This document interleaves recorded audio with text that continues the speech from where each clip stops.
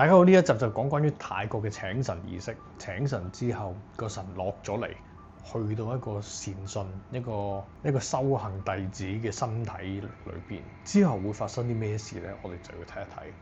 同埋，原來喺泰國咧有個法國人咧一直係做緊阿贊嘅喎。咁不如我哋又睇一睇佢成為呢一個似乎阿贊之路係點樣嚟嘅咧？呢個好有趣味性嘅。最後咧，就想喺度同大家呼籲啊，記得撳分享啊、按讚啊，或者係訂閱啦。因為其實咧，本身我哋呢一個 YouTube 頻道咧係夠資格申請呢個廣告費嘅。咁唔知點解突然間個 AdSense 咧，即係 Google 有一個位咧就話唔合資格。咁其實做呢啲片咧，就咁睇係好簡單，但係都要燒一啲錢嘅。因為咧，你做翻譯啊、各樣那樣啊，其實都要錢去維護嘅。咁啊，希望大家可以幫下手啦。好多謝各位。喺我做研究期間，有人介紹咗一位嚟自法國嘅新 Sekien 師傅俾我識啲，咁而家正建立自己嘅 Sekien 博物館，想保存呢個不斷演變嘅傳統。阿 John Matt 喺12年前第一次接觸到 Sekien， 當時佢嘅一本法國雜誌見到呢種神聖紋身嘅相，呢個紋身深深啟發咗佢。幾年之後，佢嘅曼谷紋嘅第一個 Sekien， 唔止喺雜誌入邊介紹嗰位師傅，之後仲成為佢哋嘅根本師傅。佢就係 Sekien 大師已故嘅 Ajahn Tom。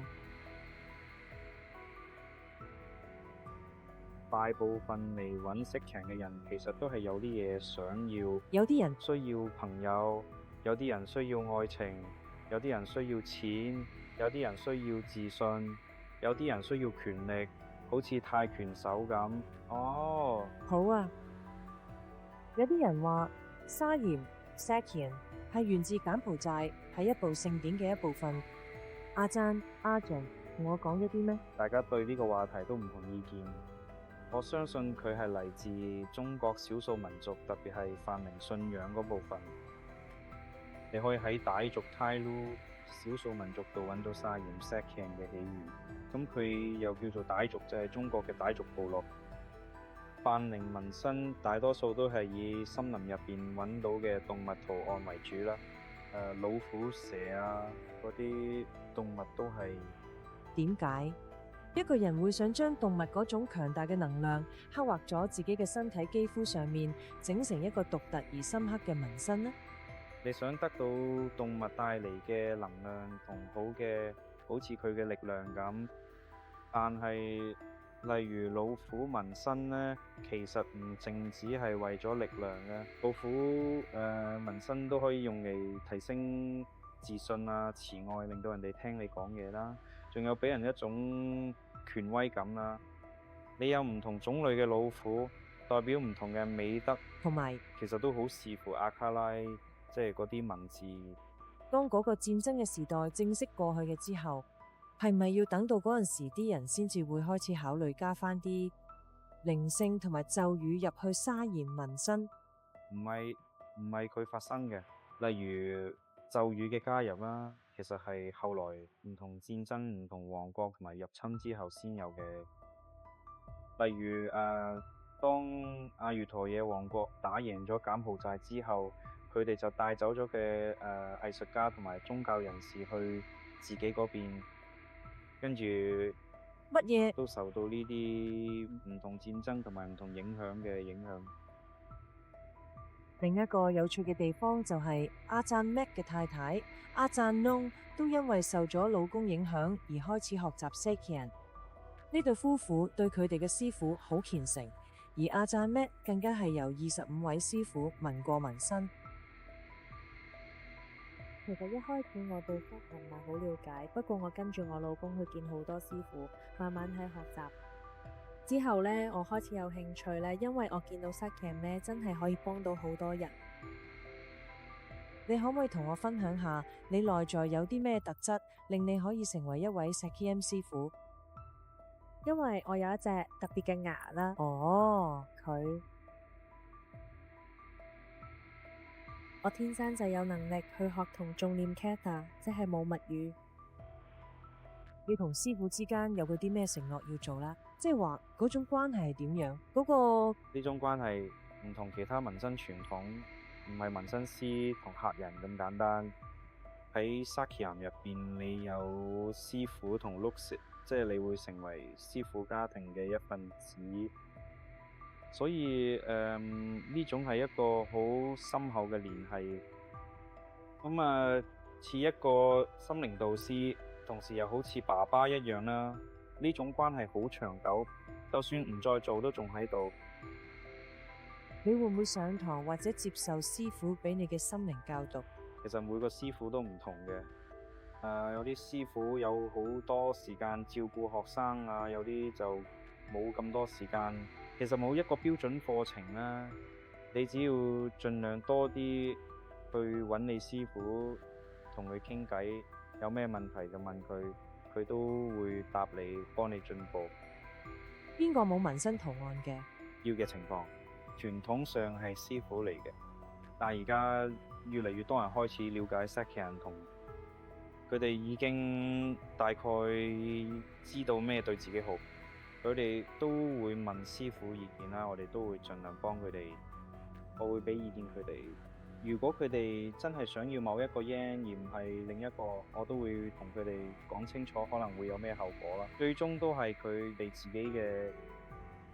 根據 Agent Mac 講，紋 Sakian 嗰陣痛楚都係修行旅程嘅一部分，因為可以學到忍耐同包容。可能就係佢，所以咁多人湧去 Wat-ban Praman Sakian， 因為可以令佢哋覺得自己同一啲更大嘅嘢有聯繫。Wat-ban Pra 都係已故 Luang Por Pan 嘅居所，佢嘅遺體會喺度保存12年。據講佢個頭嘅頭髮仲繼續生緊，而且完全冇做過防腐處理。Luang Por Pan 出名係因為佢用咗著名嘅跳虎紋身，重新帶翻 Sakian 俾大家。仲有 Gal Yot， 意思係9點刺貝紋嘅後腦勺嗰度。我同 Patton 師兄傾過偈，佢做嘅 Luang Por Pan 40年助手，講嘅佢哋親眼見過嘅神蹟。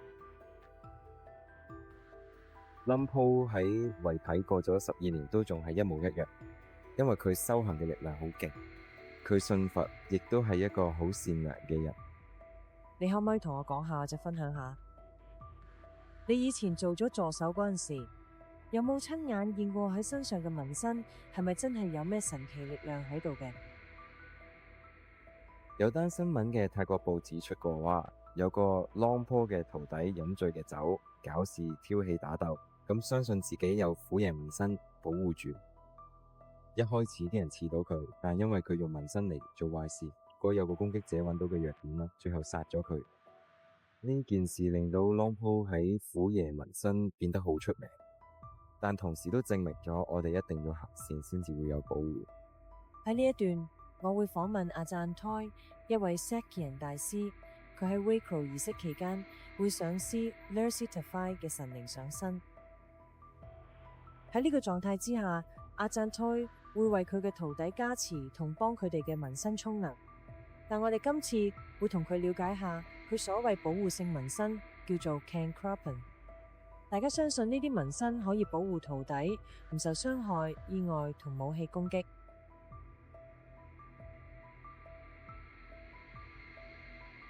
Sakiam 由古時已經存在嘅，令我哋好似一個社群嘅緊密聯繫住。如果我哋人生有咩唔順，Sakiam就俾咗我哋一樣可以依靠、可以相信、可以支持我哋嘅。我根據自己做過嘅資料搜集了解到，當佢哋收到條線、加持同 Katha 之後，呢啲嘅係唔可以俾人剪斷嘅。Lukumik 係一種我會練嘅 Katha， 可以令武器例如刀或者人變鈍。呢個只會喺師傅同佢嘅徒弟之間進行。我每年嘅 Wakro 儀式都會做一次，去重拾對 Sakiam 嘅信念同埋加持。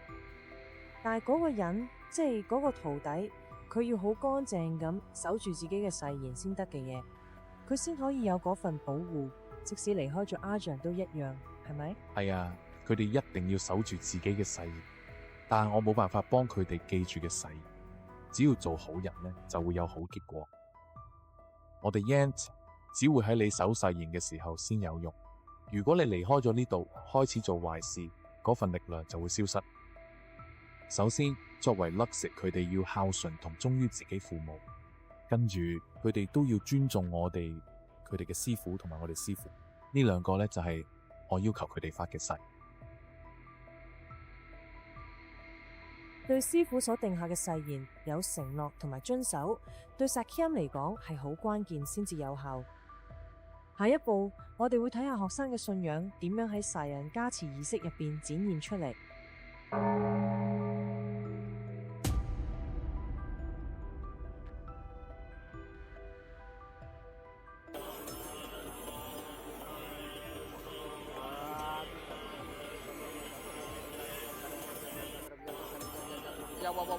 กินปีเสียงปูโลเสียงตะเกียงสิงลำเจลาโอมนึกโอมลือมานมานำประทายยัตโนยาสานังยาตาหาหลวงอันเกยิโกประตูยถาตุตังกตเรพมังกตเรสังฆวิยลาโอมนึกโอมลือมานำประทายยัตโนยำยังปุเถสิมายังโปตะวิจารปูตังเสือหอหลักนาบลุงเกียจาร้อยตาติยำปียำขะพุเถสิมายังอุปโปสาถาสมาธิยามพิ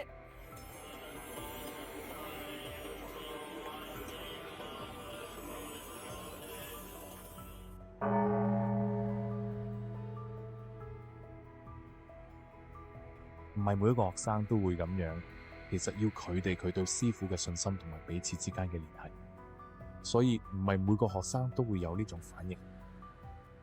有一種好強烈嘅抑鬱感湧上嚟，我完全控制唔到，成個人同所有嘢都俾佢攞晒控制。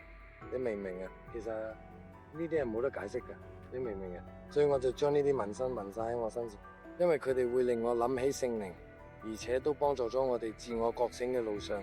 如果你想佢叫嘅話，就係咁。當佢哋對我有信心，亦都相信嘅力量，當我誦經祈禱嘅時候，就會令佢哋接收到一種宇宙能量，你咁叫做入神。